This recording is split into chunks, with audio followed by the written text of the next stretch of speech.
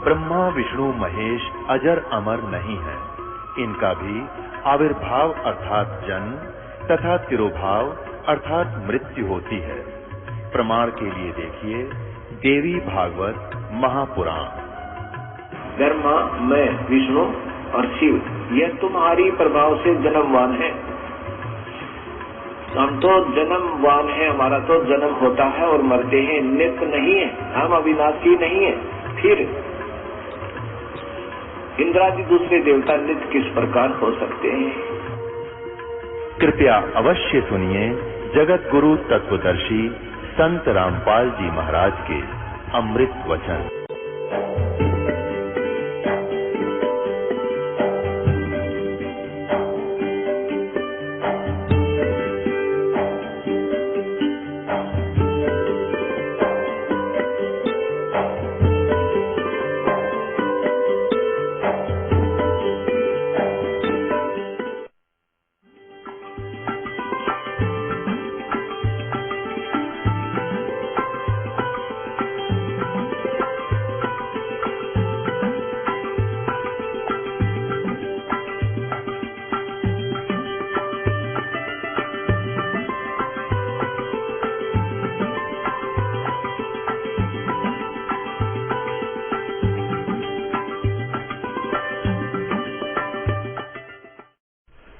कर जोरूं विनती करूं, धरूं चरण पर शीश। गुरु राम देवानंद जी महाराज ने दियो नाम बख्शीश। कोटि कोटि सिजदा करूं, कोटि कोटि प्रणाम। चरण कमल में राखियो, मैं बांधी जाम गुलाम।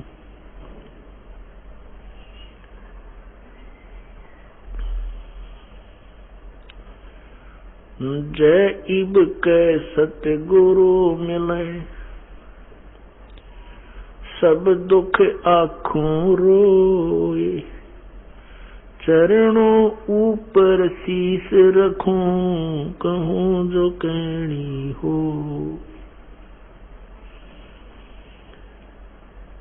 कबीर गुरु जी मिलेंगे, पूछेंगे कुशलात।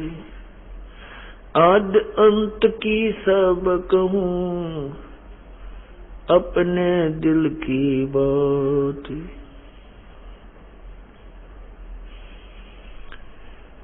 गुरु जी तुम ना भूलियो, चाहे लाख लोग मिल जाएं। हमसे तुमको बहुत है, तुमसे हमको नहीं। तुम्हारे विसारे क्या बने, किसकी शरण में जाऊं। शिव विरंच मुनि नारदा, तिनके हृदय न समाऊं। अवगुण किए तो बहुत किए, करत न मानी हारे। बावे बंदा बख्श दियो, बावे गर्दन उतार। अवगुण मेरे बाप जी, बख्शो गरीब निवाज। जो मैं पूत कपूत हूँ, बहुर पिता को लाज। मैं अपराधी जन्म का, नक्सक बड़े विकार। तुम दाता दुख बंदना, मेरी करो संभाल। कुत्ता तेरे दरबार का, मोतिया मेरा नाम। गले प्रेम की जेवड़ी, जा खेचो वहाँ जाऊं मैं।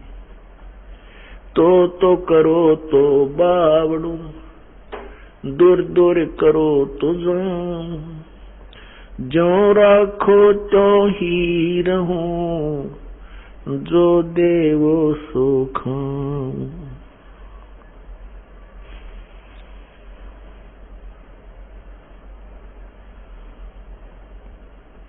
बंदे तू कर बंदगी,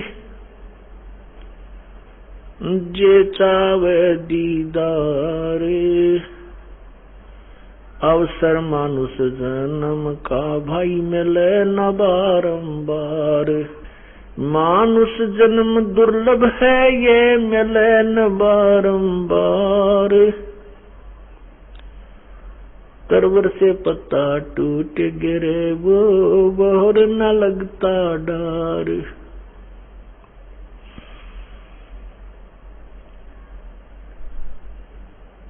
पतझड़ आवत देख कर बन रोवे मन माही। ये ऊंची डारी पात थे, अब पीले हो जाही। पात झड़ता न्यू कहे, सुन भई तरवर राय। अब के बिछड़े नहीं मिले, न जाने कहाँ गिरेंगे जाए।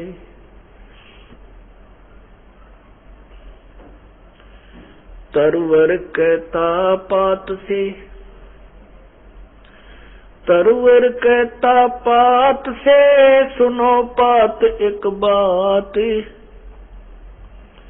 यहाँ की यह रीति है, एक आवत एक जात।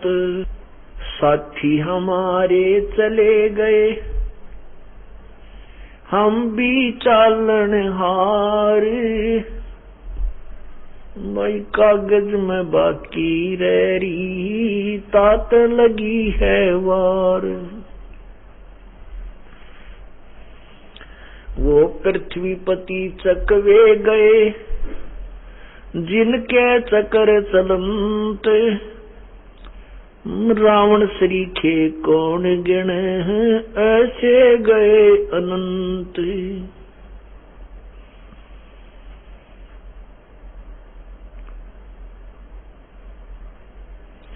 लूट सको तो लूटियो, राम नाम की लूटी।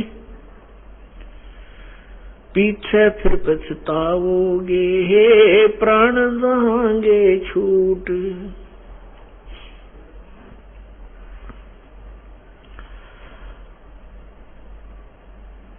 राम रटत कोढ़ी भलो, चू चू पड़े जो चाम।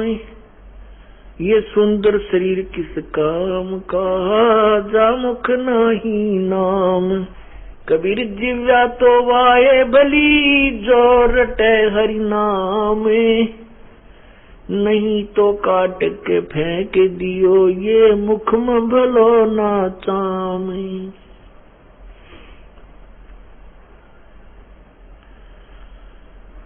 राम रटत कन्या भली, साकट भलो न पूत।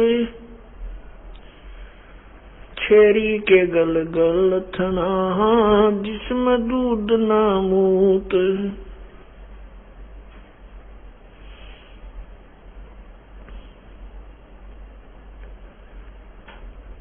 परम पिता परमात्मा सारी सृष्टि के रचनहार कुल मालिक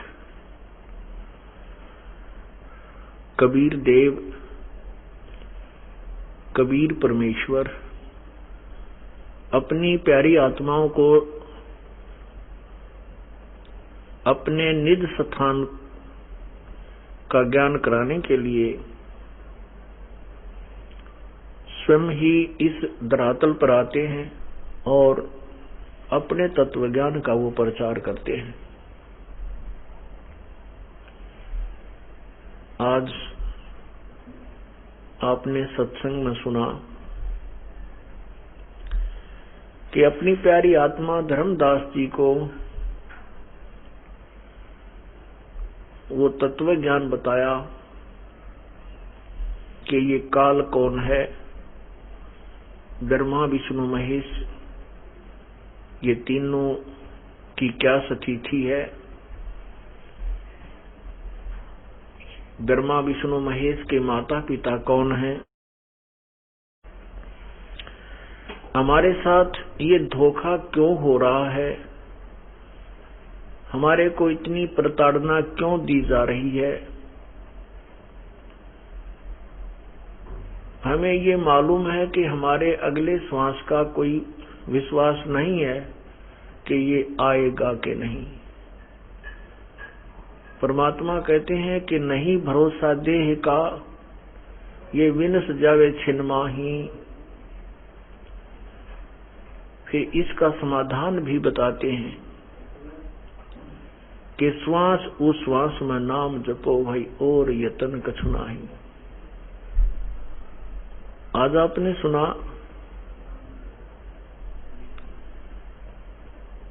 परमात्मा जब आते हैं उसमें अज्ञानी संत गुरु, ये ऋषि महर्षि काल के द्वारा भ्रमित किए हुए दंत कथाओं को सुना करके प्रभु प्यासी आत्माओं को दिशा भ्रष्ट रखते हैं और इतनी पथ भ्रष्ट कर चुके होते हैं कि उनको रीसेट करने में भी बहुत समय लगता है। उनको दोबारा उसी लाइन पर लाने में अति कठिन प्रयत्न करना पड़ता है। उनके विषय में जैसे आपने सुना कि धर्मदास ये जग बौराना और कोई न जाने पद निर्वाणा,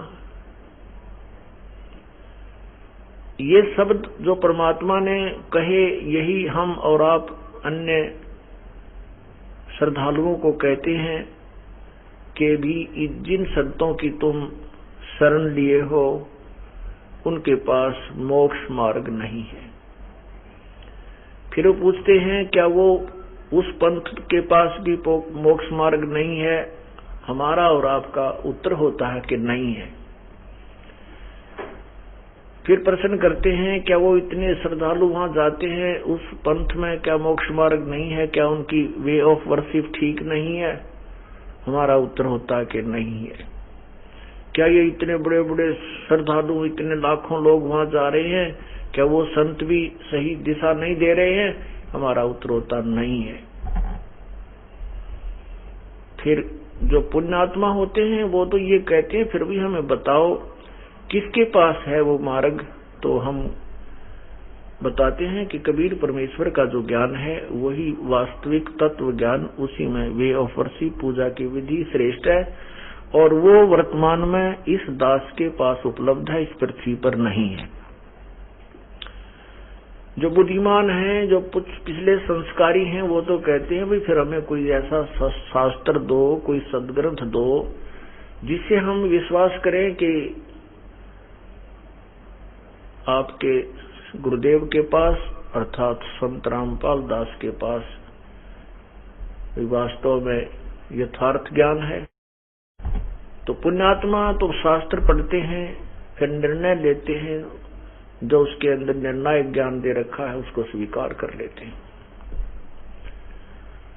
और जो न ज्ञान सुनते हैं न सदग्रंथ देखते हैं, वो कह देते हैं कि ये नहीं जचती हमारे, ये बात आपकी उचित नहीं लगती कि आप सबको रिजेक्ट कर रहे हो और केवल अपने आप को ही एक महान सिद्ध करने की चेष्टा कर रहे हो, अभिमान करते हो। नहीं, अभिमान का तो नामो निशान नहीं है। अभिमान और भगवान का बिल्कुल विपरीत मार्ग है।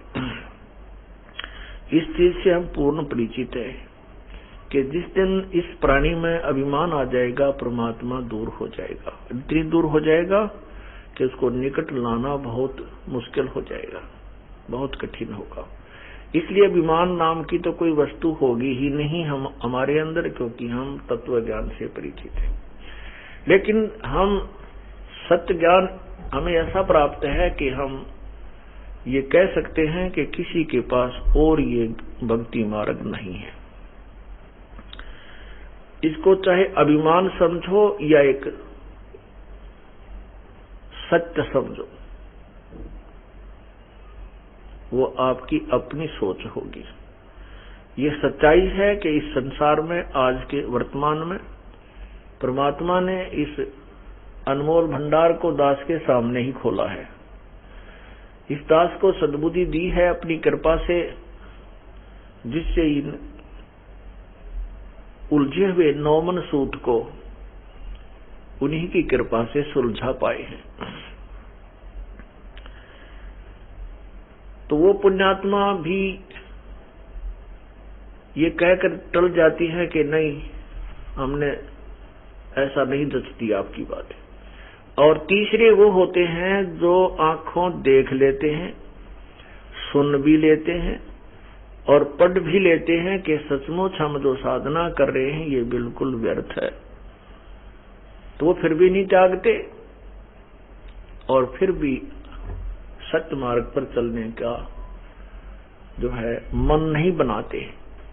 उनके विषय में आपने सुना कि वो तो राक्षस स्वभाव को जिनका तीनों गुणों त्रिगुणमयी माया के द्वारा ज्ञान हरा जा चुका है, अर्थात जिनकी बुद्धि काल के द्वारा जकड़ी जा चुकी है, ब्रह्मा विष्णु महेश रूपी त्रिगुणमयी माया के द्वारा जकड़ी जा चुकी है, वो राक्षस स्वभाव को धारण किए हुए मनुष्यों में नीच दुष्कर्म करने वाले मूर्ख, गीता ज्ञानदाता कहता है मेरी भक्ति भी ना करते। उस गीता ज्ञानदाता की भक्ति वो क्यों नहीं करते? क्योंकि इसने कसम खाई है काल भगवान ने कि मैं किसी को दर्शन नहीं दूंगा। दुर्गा से कहा था कि मेरा भेद किसी को मत देना, नहीं तो तेरी खैर नहीं है। और मैं किसी भी साधना से, ना वेदों में वर्णित विधि से, ना किसी तप से, ना जप से, ना किसी क्रिया से मैं किसी को दर्शन नहीं दूंगा। ये मेरा अविनाशी नियम होगा। अब इसका काल रूप है जो इसने गीता के अंदर दिखाया अर्जुन को। इस रूप को, अपने वास्तविक रूप को ये किसी को दर्शन नहीं दिखाता, इस रूप में किसी के समक्ष नहीं आता। अब ये क्या करता है, जैसे कोई ऋषि साधना करता है, अपनी सोच या दंत कथा के आधार पर या काल के द्वारा भ्रमित ज्ञान के आधार से वो परमात्मा को निराकार मान करके समाधिस्थ होने की चेष्टा करता है और शरीर के अंदर प्रकाश देखने की चेष्टा करता है। अब वो प्रकाश देखने की चेष्टा कर रहा है तो उसको साधना करते करते जब काफी समय हो जाता है तो ये काल भगवान उसको या तो विष्णु रूप में दर्शन देता है, या शिव रूप में दर्शन देता है, या ब्रह्मा रूप में दर्शन देता है। तो वो साधक ये सोच लेता है कि ये विष्णु जो है यही भगवान है। मैंने समाधि दशा में इसका साक्षात्कार किया है। फिर वो ऋषि वहां से उठकर चल पड़ता है कि मुझे भगवान मिल गया। वो कहां जाता है? विष्णु जी के पास पहुंच जाता है। वो देव कहां जाता है? विष्णु जी के पास जाता है और प्रणाम करके कहता है भगवान आप अपने आप को छुपाए हुए हो, आप ही पूर्ण परमात्मा हो। अब विष्णु जी फूल कर कुपा हो जाते हैं। अब ये काल क्या करता है कि दूसरा कोई साधना कर रहा है साधक, तो उसको शिव रूप में दर्शन दे देता है।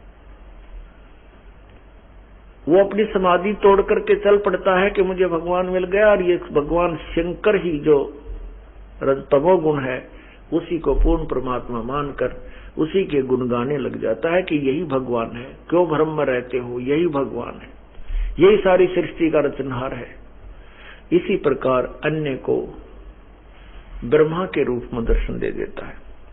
तो इस करके इस सभी ऋषियों ने अंत में यही निर्णय दे दिया कोई तो विष्णु जी को भगवान पूर्ण परमात्मा, और कोई शिव जी को, कोई ब्रह्मा को, और फिर घुमा फिरा के उन तीनों भगवान जो इनके पुत्र हैं, इनका भी आगे उनकी चरित्र भी लिख दिया। अब उन दोनों के चरित्र नहीं मिलते, तो ऋषि ऐसे भ्रमित हो गए। किसी ने साधना करने की चेष्टा की तो दुर्गा ने दर्शन दे दिए, काल ने दर्शन नहीं दिए, तो वो दुर्गा के पुजारी हो गए। उन्होंने दुर्गा को ही भगवान मान लिया, यही पूर्ण परमात्मा है। इस प्रकार काल भगवान कह रहा है कि ये मेरी साधना भी नहीं करते। क्यों नहीं करते? कि इनके मन में ये पक्की बैठ गई कि ये विष्णु, ये शिव, ये ब्रह्मा, यही भगवान है और इनसे अतिरिक्त कुछ नहीं है। तो उसी सोच को, उसी थ्योरी को, उसी सिद्धांत को पूरे मानव समाज में इन्होंने ढोल बजा बजा कर प्रवेश कर दिया, जो आज तक हमें ग्रहण था। अभी तक हमें ग्रहण था, आज तो नहीं, हमें तो 20 वर्ष हो गए इस मार्ग को स्वीकार किए, तब तक ग्रहण था। और बाकी समाज जो इससे परिचित नहीं है तत्व ज्ञान से, उनके पास भी आज तक वही दंत कथा उपलब्ध है। इसलिए ये काल कहता है कि ये मेरी भक्ति भी नहीं करते।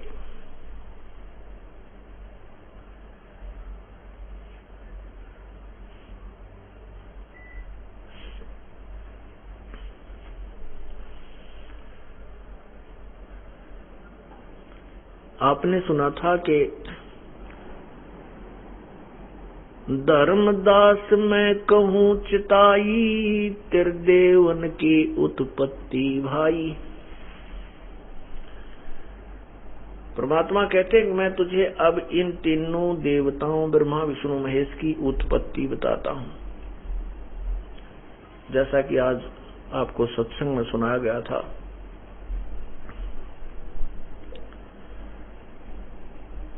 और फिर परमात्मा ने बाद में कहा है कि ज्ञानी सुने तो हृदय लगाई, और मूर्ख सुने तो गम नहीं पाई।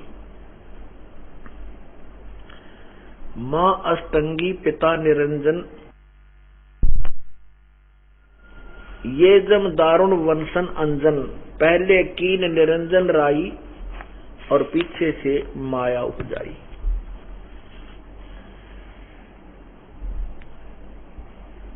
ये आप सुबह सुन चुके हैं, कि आगे सत्संग को सुनाते हैं।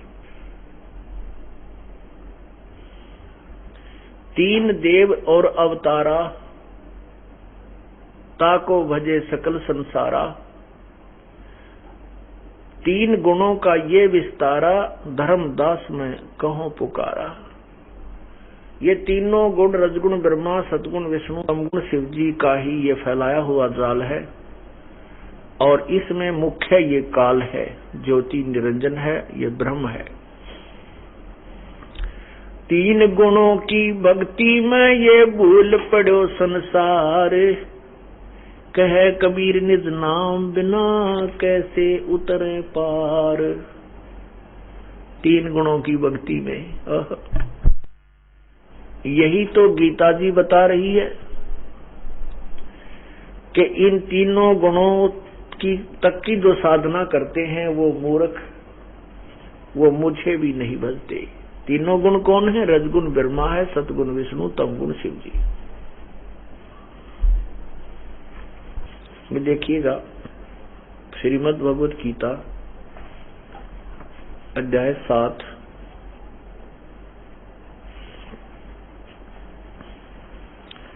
ये मंत्र 13 है। इसमें कहा है, गुणों के कार्य रूप सात्विक, राजस और तामस, इन तीनों प्रकार के भावों से ये सारा संसार प्राणी समुदाय मोहित हो रहा है। इसलिए इन तीनों गुणों से परे मुझ अविनाशी को नहीं जानता। वैसे तो इसका अर्थ सुबह बताया था, वो है कि ये कहता है कि ये लोग जो ब्रह्मा विष्णु महेश तीनों गुणों तक की साधना पर आधारित हैं, ये मुझे और उस अविनाशी को नहीं जानते। तो इससे सिद्ध है कि इन तीनों गुणों से परे, अर्थात रजगुण ब्रह्मा है, सतगुण विष्णु है, तमगुण शिव जी। अब यहां ये प्रकरण क्लियर करना आवश्यक हो जाता है कि रजगुण ब्रह्मा है, सतगुण विष्णु है, तमगुण शिव जी। पुण्यात्माओं, ये सत्संग सथल है। सत्संग का अर्थ होता जहां पर केवल सच्चा ज्ञान प्रचार किया जाए, जिसमें कोई झूठ मिलावट ना हो, उसको सत्य संग कहते हैं। जिसमें झूठ का कोई भी काम ना हो, वही सत्संग कहलाता है। यहाँ पर केवल सत्संग है, और अन्य स्थानों पर आपने सत्संग के स्थान पर कुसंग सुना है। वह सत्संग नहीं था, केवल भ्रमित करने का एक सेंटर, केंद्र बना रखा उन लोगों ने, और जनता को भ्रमित करके काल के जाल में पूर्ण रूप से फंसा दिया है। और इस सत्संग स्थल पर ये सत्संग स्थल जो है ऐसा है जिसमें ये ऐसा विद्यालय है जिसमें पहली कक्षा के बच्चे भी आते हैं और दूसरी कक्षा के, तीसरी कक्षा के और अंतिम कक्षा के भी बच्चे इसमें आते रहते हैं। तो प्रत्येक को यहाँ पर जो है पढ़ाया जाता है। जो पुण्यात्माएं बार बार सत्संग में आ रहे हैं, वो ये ना सोचें कि ये कथाएं तो प्रत्येक बार महाराज जी वही लगभग मिलती जुलती ही सुनाते हैं। पुण्यात्माओं, ये तो केवल उन लोगों के, उन भक्तों के, श्रद्धालुओं के मन में आ सकता है जो हमारे सत्संग को अभी तक सुन नहीं पाए, अन्यथा नहीं आएगा। फिर भी अगर ऐसा कुछ आता है तो वो अभी पापग्रस्त है, उसके ऊपर पापों का प्रभाव अर्थात वो जबर चढ़ा हुआ है। जैसे परमात्मा कहते हैं तुलसी पिछले, कबीर जी कहते हैं कबीर पिछले पाप से हरि चर्चा ना भावे, और के ऊँग या उठ चले ना और बात चलावे। पिछले पाप के दबाव से परमात्मा की चर्चा अच्छी नहीं लगती,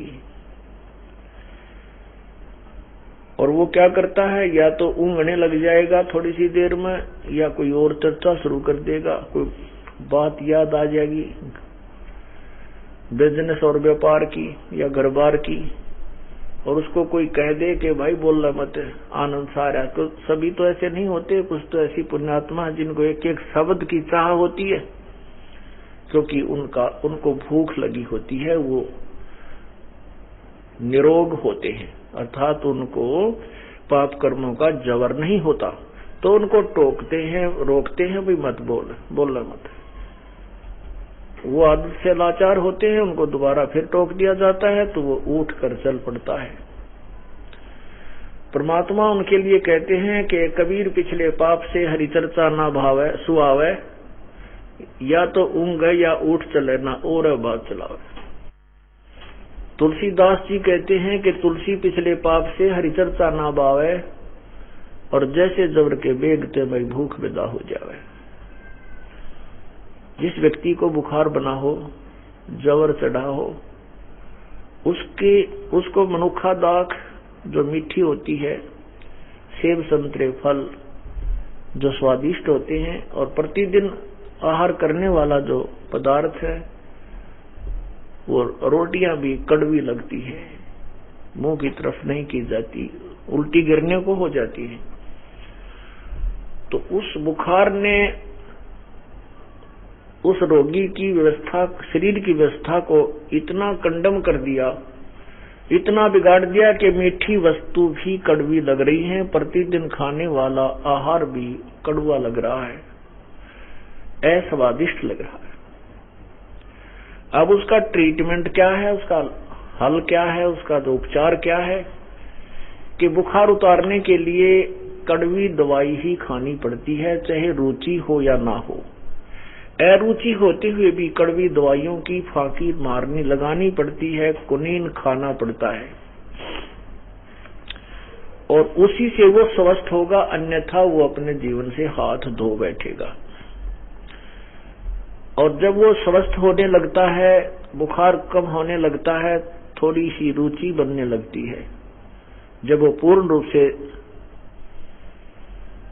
निरोग हो जाता है, जबर रहित हो जाता है, फिर देखो वो उसको कितनी भूख लगती है, सूखी रोटी भी खा जाता है, उसको उसमें सब्जी की भी इच्छा नहीं रहती। 2-3 रोटी 5-4 रोटी तो मिर्चा गेल खा जा, मन नमकीन ऊन से खा जाए।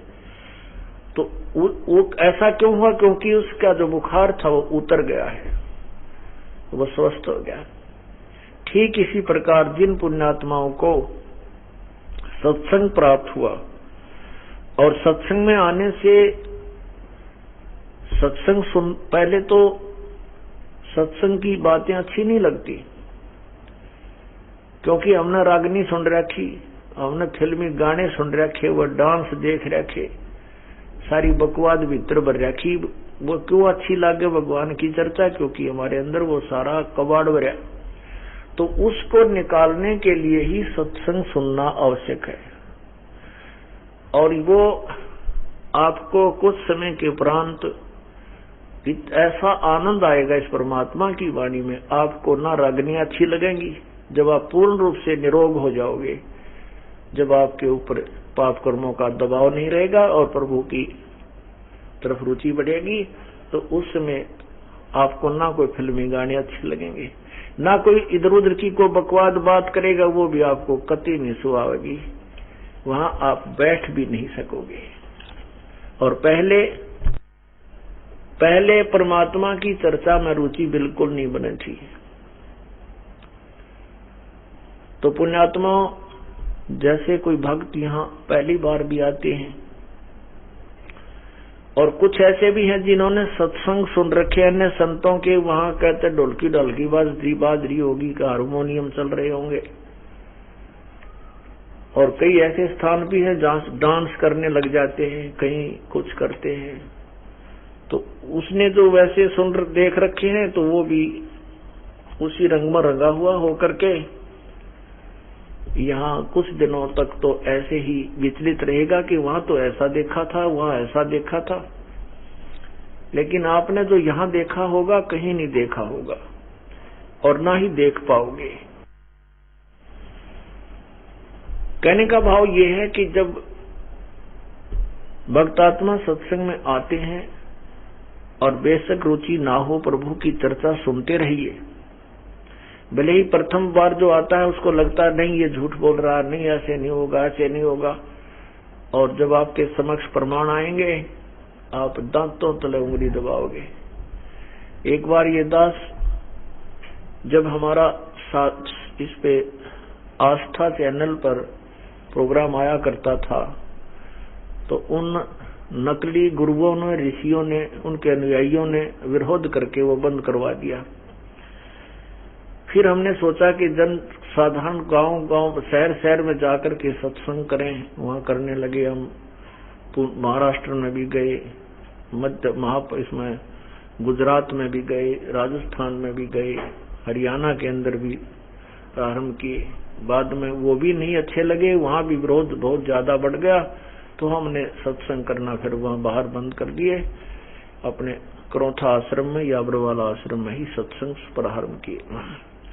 वहां भी ना सो आए दुष्ट आत्माओं ने, क्योंकि ये तो मानव जीवन के शत्रु हैं, कीड़े हैं। इन्होंने तो इनको खाना है, विनाश करना है, ठेका ले रखा काल तक। लेकिन अब परमात्मा ने ये अपना प्रोग्राम जो है फुल स्विंग पर चलाना है, इसको कोई नहीं रोक सकेगा। ठीक है, आंधी तूफान आते रहते हैं, परंतु बाग बगीचे तो दृढ़ पौधे होते हैं, वो डगमग नहीं होते, ना उनको कोई नष्ट कर सकता। भाव ये है कहने का कि वहां एक बुढ़िया बैठी, क्योंकि वहां हम सत्संग करते थे, वहां ज्यादा से ज्यादा 150 आदमी आते, 50-60 जन बैठ जाते, 50-60 इधर बैठ जाती माई। तो ये दास सुना रहा था कि एक संत ये नाम देता है, ओम भागवते वासुदेव नमः। एक नाम एक संत ये देता है और वो उस संत की पुजारण थी। हमने कहा कि ओम के साथ कोई भी अक्षर नहीं लगना चाहिए। गीता जी अध्याय नंबर 8 के श्लोक नंबर 13 में स्पष्ट किया है कि मेरा तो केवल एक ओम नाम है और उसके साथ और कोई मंत्र नहीं है। जो ओम भगवते वासुदेव ओम फलाना ओम के साथ हरि ओम जोड़ते हैं, हरि ओम, ये मंत्र गलत है। जैसे पिस्टन, गाड़ी के पिस्टन के साथ कोई और नट वेल्ड कर देना, ये मूर्खता है, समझदारी नहीं है, क्योंकि कंपनी ने वो सही बना रखा होता है। वो केवल अपनी चतुरता दिखाने के लिए और उसको पूर्ण रूप से नष्ट करने के लिए ही उस अज्ञानी ने ऐसा किया है। ओम के साथ हरि शब्द नहीं लगता। और जैसे गायत्री मंत्र बना रखा है इन अनाड़ियों ने, अज्ञानियों ने, ओम भूर्भुवः स्वः तत्सवितुर्वरेण्यं भर्गो देवस्य धीमहि धियो यो न प्रचोदयात्, इसकी रटना लगाने को कहते हैं। इसके साथ ओम अक्षर नहीं है, क्योंकि ये यजुर्वेद अध्याय नंबर 36 का मंत्र 3 है, इसमें कहीं ओम नाम नहीं लगा है। वेदों के किसी भी उस मंत्र के साथ प्रारंभ में ओम मंत्र नहीं है, तो वो ओम मंत्र नहीं लगता। तो वो बुढ़िया इतनी दूर पर बैठी और बड़ी गुस्सा हो रही, क्योंकि पूछो इसने कैसे कह रहा है, हरिओम क्यों नहीं, हरिओम क्यों नहीं। वहां भैया लड़ेगी। फिर वो दिखाए प्रोजेक्टर पे ओम तत्सत ना, ओम मेरा केवल ओम मंत्र है। फिर वनो देखे नो होगी एकदम, क्यों, सच्चाई तो मुरझा दे, सच्चाई तो है ना एकदम अफेक्ट करेगी। फिर बताया गया कि ब्रह्मा विष्णु महेश अविनाशी नहीं है, वह फिर उकसी नो। जब ये बताया गया कि ब्रह्मा विष्णु महेश अविनाशी नहीं है, इनकी जन्म मृत्यु होती है, इनकी माता होती है,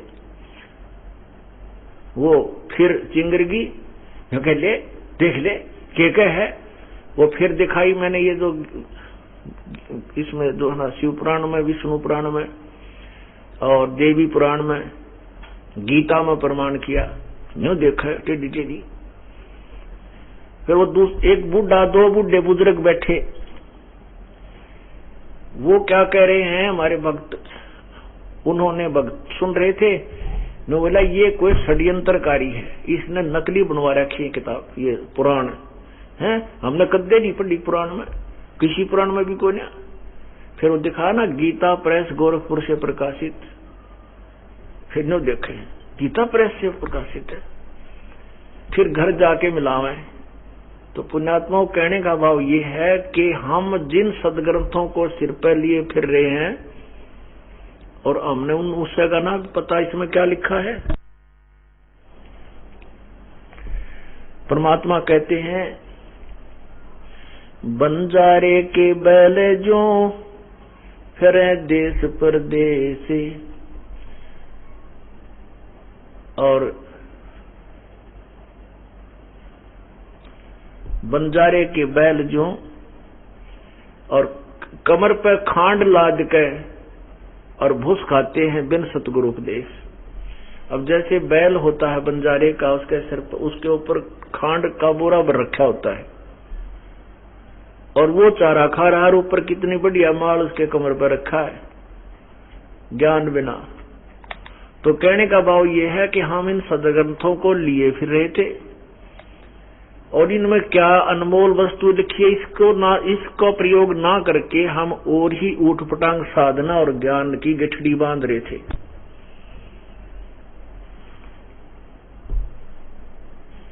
भाव ये है दास का कहने का कि जितनी बार भी प्रभु की चर्चा सुनो उनमें आनंद आना चाहिए, आत्मा गद गद होनी चाहिए।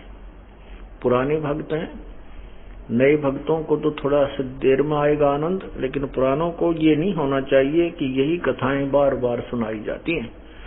स्वस्थ होने के बाद वो रोगी उन्हीं रोटियों को प्रतिदिन सुबह और शाम खाता है, उसको बिल्कुल अरुचि नहीं होती क्योंकि वो स्वस्थ है। और जब वो स्वस्थ नहीं रहेगा उसको उसमें अरुचि हो जाएगी तो उसको फिर से वही ये समझ लेना कि जैसे आपने रोटी में अरुचि है या तो बदहजमी होगी, यानी रोग शुरू हो चुका है, या फिर बुखार की फिर से शिकायत है। उसका क्या इलाज है? उसका इलाज फिर वही है कि कड़वी दवाई खानी ही पड़ेगी। तो किसी कारणवश आपको ऐसा लगता है तो इस उदाहरण को हृदय में धार लेना। तो ना भी रुचि है तो सत्संग सुनते ही रहना, और कुछ देर के बाद फिर ऐसी रुचि आएगी, आनंद आ जाएंगे, क्यों वो थोड़ा बहुत कोई पाप शुरू हुआ था प्रभावित करना, वो फिर समाप्त हो जाएगा। तो इसलिए आपको फिर दिखाया जाता है कि ये स्वयं स्वीकार करते हैं, ब्रह्मा विष्णु महेश स्वीकार करते हैं कि मुझे हम तीनों गुणों से युक्त क्यों कर दिए।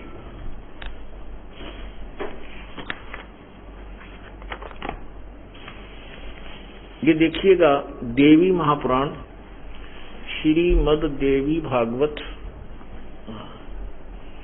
श्रीमद देवी भागवत हिंदी टीका सहित भाग प्रथम। और ये कहां से प्रकाशित है?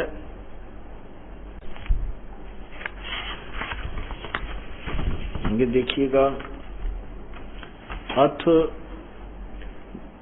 देवी भागवतम सभास टीकम सभाषा टीकम सभाटम। प्रकाशक हैं खेमराज श्री कृष्ण दास, प्रकाशन बंबई 4। और इसका अनुवादकर्ता कौन है? इसके तीसरे स्कंद में, ये प्रकाशक की लिखा है, इसमें अनुवादकर्ता नहीं मिला। इसके तीसरे स्कंद में लिखा है, ये पृष्ठ है 11 देवी भागवत, और अध्याय 5 सकंद तीसरा, क्योंकि यहां से तीसरा सकंद प्रारंभ होता है। ये देखो, श्रीमद भगवते अथ श्रीमद देवी भागवते भाषा टीका युक्ते तृतीय सकंद है प्रारंभते। ये तीसरा प्रारंभ होता सकंद। और यहां देखिएगा, इसमें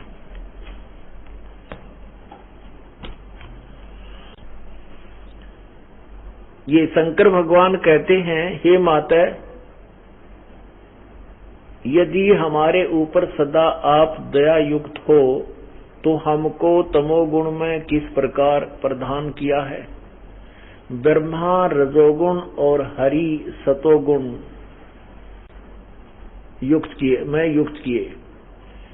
फिर देखिएगा हिंदी, हे माता, यदि हमारे ऊपर सदा आप दयायुक्त हो तो हमको तमोगुण में किस प्रकार प्रदान किया है।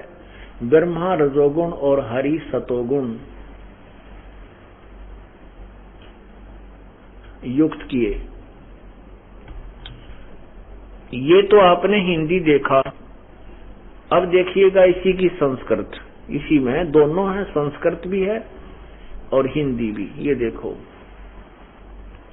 यदि दया धर्मना न सदाम्बिके कथम अहम विहित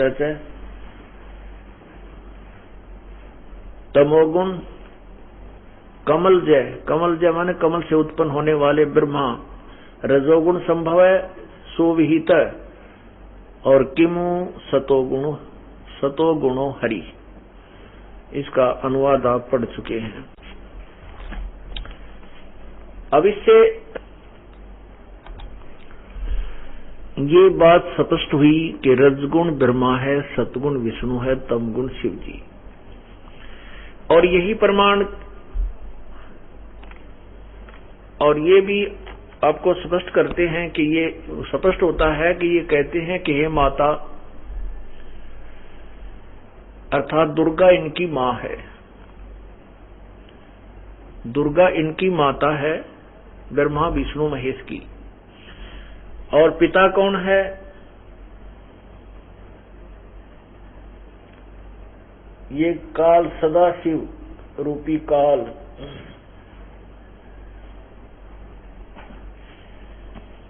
ये देखिएगा शिव पुराण। इस शिव पुराण के अंदर आपको जो सुबह बताई थी वही कथा स्पष्ट होगी। ये श्री शिव पुराण गीता प्रेस गोरखपुर से प्रकाशित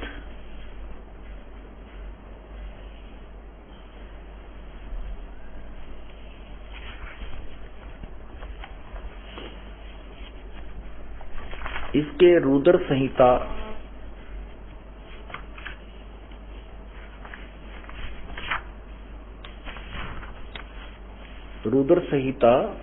अध्याय नंबर 6-7 आपको पढ़ के सुनाते हैं। ये देखिएगा रुद्र संहिता पृष्ठ 99। इसमें ब्रह्मा जी ने अपने पुत्र नारद को बताया, ऋषि नारद को कहा, ब्रह्मन देव शिरोमणे, तुम सदा समस्त जगत के उपकार में ही लगे रहते हो। तुमने लोगों के हित की कामना से बहुत उत्तम बात पूछी है। नारद ने यही पूछा कि ब्रह्मांड का कौन रचयिता है, सृष्टि रचना के विषय बताइए, जिसके विषय में जिसके सुनने से संपूर्ण लोकों के समस्त पापों का अक्षय हो जाता है। यह अनामय शिवतव को मैं तुमसे वर्णन करता हूँ। शिवतव का स्वरूप बड़ा ही उत्कृष्ट है और अद्भुत है, जिसमें समस्त चराचर जगत नष्ट हो गया था। सर्वत्र केवल अंधकार ही अंधकार था।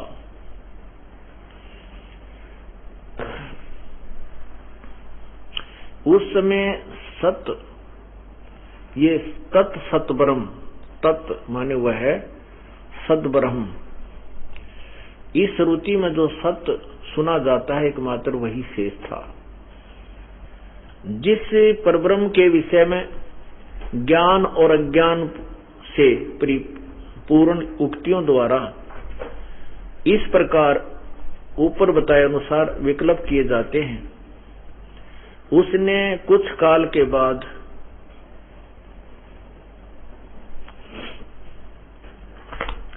द्वितीय की इच्छा प्रकट की। उसके भीतर एक से अनेक होने का संकल्प उदित हुआ।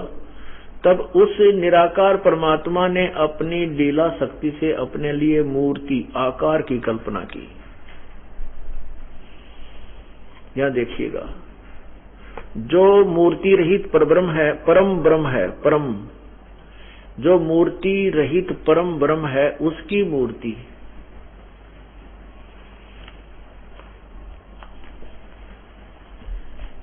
भगवान सदाशिव हैं। अर्वाचीन और प्राचीन विद्वान उन्हीं को ईश्वर कहते हैं। उस समय एकाकी रहकर स्वेच्छानुसार विहार करने वाले उन सदाशिव ने अपने विग्रह से स्वयं ही एक स्वरूप भूता शक्ति की सृष्टि की, जो उनके अपने श्रीअंग से कभी अलग होने वाली नहीं थी। उस पराशक्ति को प्रधान प्रकृति शब्द याद रखना, ये गीता जी का अनुवाद में काम आएगा। प्रकृति गुणवती माया तत्व, बुद्धि तत्व की जननी तथा विकार रहित बताया गया है। वह शक्ति अंबिका कही गई है। उसी को प्रकृति, दोबारा फिर लिखा है प्रकृति, उसी को प्रकृति, सर्वेश्वरी, त्रिदेव जननी, नित्या और मूल कारण भी कहते हैं। त्रिदेव जननी तीनों देवताओं की मां, उत्पन्न करने वाली, जन्म देने वाली, सदाशिव द्वारा प्रकट की गई उस शक्ति की 8 भुजाएं, उस शक्ति के 8 भुजाएं हैं। आगे देखना, जो वे सदाशिव हैं उन्हें परम पुरुष, ईश्वर, शिव, शंभु और महेश्वर कहते हैं। वे अपने सारे अंगों में भस्म रमाए रहते हैं। उन काल रूपी ब्रह्म ने एक ही समय में शक्ति के साथ, ये नाथ नहीं है, शक्ति के साथ शिवलोक नामक अक्षेत्र का निर्माण किया था। उस उत्तम अक्षेत्र को काशी कहते हैं। वह परम निर्वाण व मोक्ष का स्थान है जो सबसे ऊपर विराजमान है। वे प्रिय और प्रियतम शक्ति और शिव जो परमानंद स्वरूप हैं, उस मनोरम क्षेत्र में नित्य निवास करते हैं। वे प्रिया और प्रियतम यानी पति पत्नी रूप में शक्ति और शिव, ये दुर्गा और ये काल, उस परमानंद रूप स्वरूप में उस मनोरम क्षेत्र में नित्य निवास करते हैं। काशीपुरी परमानंद रूपणी है। मुने शिव और शिवा ने प्रलय काल में भी कभी उस क्षेत्र को अपने सानिध्य से मुक्त नहीं किया, इसलिए विद्वान पुरुष उसे अविमुक्त क्षेत्र नाम से जानते हैं। यहाँ देखो, देवर से एक समय उस आनंद वन में रमण करते हुए शिवा और शिव, शिवा ये दुर्गा है, शिव ये काल है।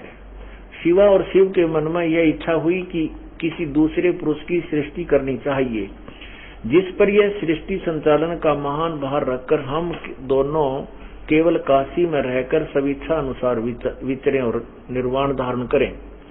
ऐसा निश्चय करके शक्ति सहित सर्वव्यापी परमेश्वर शिव ने अपने वाम भाग के 10वें अंग पर अमृत मल दिया। फिर तो वहां से एक पुरुष प्रकट हुआ जो तीनों लोकों में सबसे अधिक सुंदर था। वह शांत था, उसमें सद्गुण की अधिकता थी तथा वह गंभीरता का अथाह सागर था। इससे सिद्ध होया। अब क्या बताते हैं, फिर उसका नाम क्या रखा, ये देखिएगा।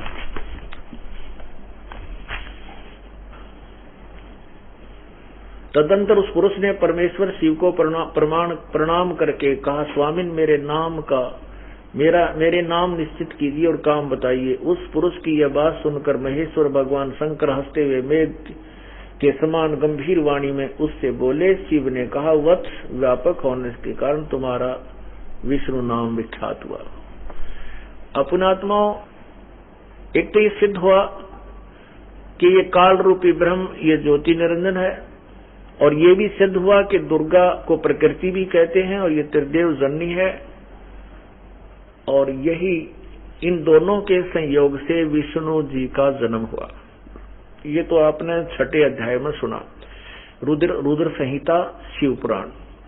और अब 7वें में ब्रह्मा की उत्पत्ति भी इन्हीं से।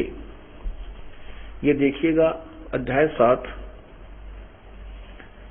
रुद्र संहिता 103 पृष्ठ पे। ये अध्याय 6 यहाँ समाप्त हो जाता है। अब यहाँ 7 प्रारंभ होता है। ब्रह्मा जी कहते हैं, देवर से तत्पश्चात कल्याणकारी परमेश्वर शाम सदाशिव ने पूर्ववत प्रयत्न करके मुझे अपने दाहिने अंग से उत्पन्न किया। उन महेश्वर ने मुझे तुरंत ही अपनी माया से मोहित करके नारायण देव के नाभि कमल में डाल दिया और लीला पूर्वक मुझे वहां से प्रकट किया। अब ये सिद्ध हुआ कि ब्रह्मा की उत्पत्ति और विष्णु जी की उत्पत्ति इस काल रूपी ब्रह्म और दुर्गा से हुई। ये इनके माता पिता हैं। अब यहाँ लेखक बीच में विचलित हो जाता है, उसको स्पष्ट करने के लिए देखिएगा अध्याय नंबर 9 में इन चारों का वर्णन है। ये है पृष्ठ नंबर 110 पे।